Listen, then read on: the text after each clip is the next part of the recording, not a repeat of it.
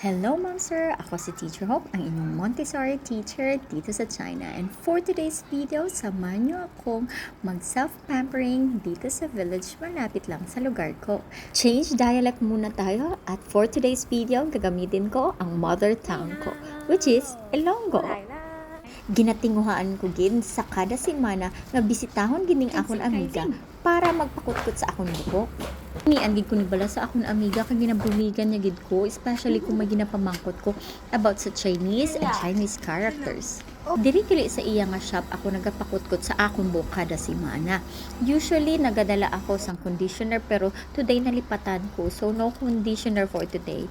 Amo ni ang isa sa favorite ko, ang inablang ginahilot niya ang akon naliog kanami gid sa feeling kag ka-relaxing gid. Lang tawa bala napa-approve pa ko sa iya. Matapos sang mga 30 minutes nga kutkutanay kag pag shampoo sa akong buhok, ginbunlawan niya na, ginbutos siya man. Kag gina-make sure niya gid nga malang ako na likod. Pamper na pamper gid ko sa akong amiga.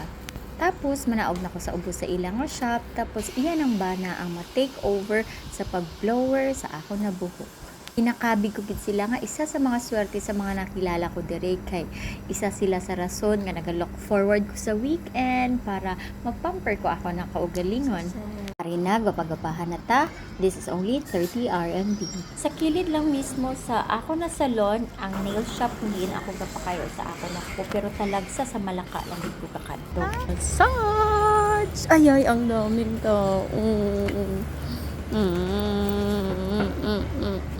Pas ang miga ko mga sure 10:30 pa ko kuno ma-entertain yung kanugon man sa ako na oras ko, sige na lang mahulat na lang gid ko kay badly needed ko gid ang massage. Nakipagtsikahan pa ko diri sa atong mga tiyoy.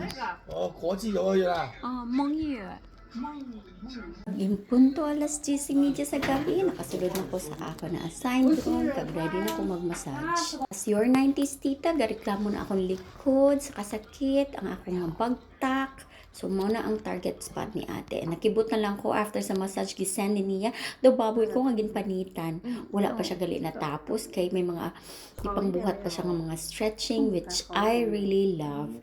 Bet na bet ko gini ang ka-friendly ni ate. Gintagaan niya pagid ko prutas kag nag-work pa siya overtime. The massage was supposed to be 1 hour lang pero though natapos kami 1 hour and a half kay ginchika yap ako. Okay lang kay nalingaw man ko kag kabalo ko nga napamper ko ang akong kaugalingon sining nga Sabado. Gani sa mga maestra nga pareho ko diri sa China, di naton kalimtan nga aton man palanggaon kag apingan ang aton kakaugalingon. Self-pampering is one way to give credit to our body and ourselves for a hard work week. Mo lang to, Sai Jen!